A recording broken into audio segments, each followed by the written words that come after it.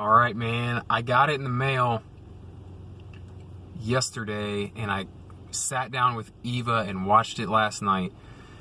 After seeing the documentary about what these kids did,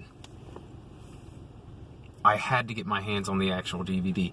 If you don't know what I'm talking about, there's this documentary on Netflix. You can find it. It's called Raiders, the story of the greatest fan film ever made. It's about these kids back in the 80s who saw Raiders of the Lost Ark and decided that they were going to make a shot-for-shot remake of the film. And not only did they pull it off, they pulled it off splendidly. Shot for shot. The camera angles were the same. The runtime is very similar. The dialogue's the same. Just every scene is fucking beautiful, man. You get to see a lot of it in the documentary, but I had to get my hands on the actual film, and you can go to RaidersGuys.com, I think it is, and you can order the actual DVD of the film that these kids made, basically with their allowances, and one kid's parents had a little bit of money, and so that helped.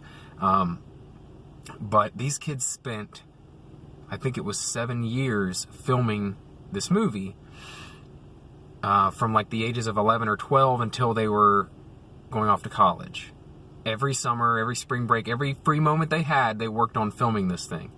And they fucking did it, man. They did it. It's the same movie, except it stars kids whose age changed drastically from scene to scene because they shot it out of order. It was everything I hoped it would be when I watched the actual thing. And even Eva was impressed by it because she's a fan of Indiana Jones films. And that's not her favorite movie. Raiders isn't her favorite movie of the Indiana Jones franchise. And she couldn't remember every single thing, like, is this exact? But enough to look at it and go, holy crap, like, these kids really paid serious attention to detail. It's just such an incredible story, man. It's such an incredible story. This thing has 100% on Rotten Tomatoes because of the story behind it. You know what I mean? It's become a cult classic. They show it in indie theaters all across the nation, like special events and stuff.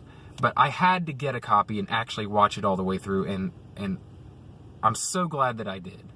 And now I'm going to watch it. I watched it with Eva last night. I'm going to go watch it with my mom this weekend, or this week. I'm going to let Eva's dad borrow it. I'm going to share this thing all over the place because it's just such an incredible story, and it's so amazing that these kids actually pulled this thing off.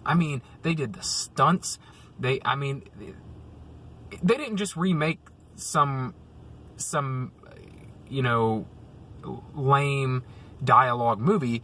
They remade a movie with some of the hugest action scenes and stunt scenes of the early 1980s, and they actually did it. They actually did, all the fire in the movie, the explosions, the gunfire, the jumping, the swinging, the boulder rolling. One of the best scenes that they filmed, man. It looks just almost shot for shot perfect like the original. It's crazy. They turned one of the kids' houses into several different sets that look remarkably like the sets in the movies.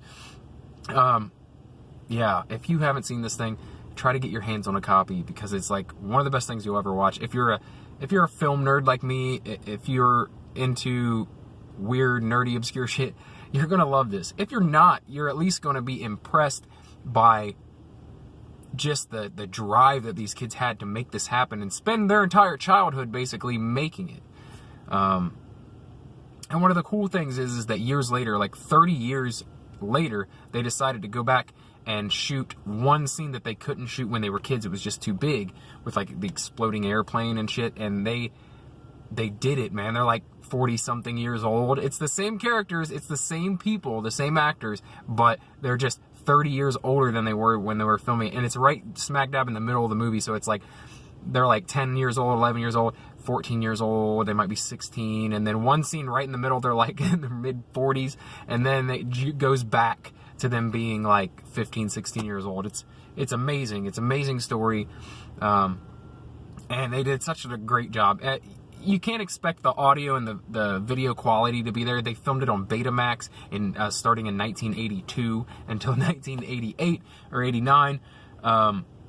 So only one scene, which is the airplane scene that they shot years and years later, is like movie quality, and the rest are kids in the backyard quality. But with the way they filmed it, with the way they got the angles and everything correct, like, it still looks professional. Yes, there's like static in the film and stuff like that, and it's kind of messed up, but they did it, man, and that's the whole point. Like I said, this is everything I imagined it would be. I'm so glad that I have this in my collection. For the rest of my life, I'm going to be asking people about it at random. Like, hey, you ever heard of this thing, blah, blah, blah. I have a copy, and I'll let you borrow it. Like, I just think it's one of the coolest little bits of nostalgia and coolest things that you could have in your collection if you're someone who loves or enjoys film or nerd shit, you know. Yeah, go check it out if you haven't. At the very least, go watch the documentary on Netflix. And honestly, if you see that, I guarantee you're going to want to see the actual film afterwards. So, anyway, thank you for watching. If you enjoy videos like this, where I talk about like movies, TV series, nerd shit, comic books, pop culture, stuff like that, if you enjoy that sort of thing, subscribe for more, because that's what I do here. Thank you for watching. I'll see you in the next video.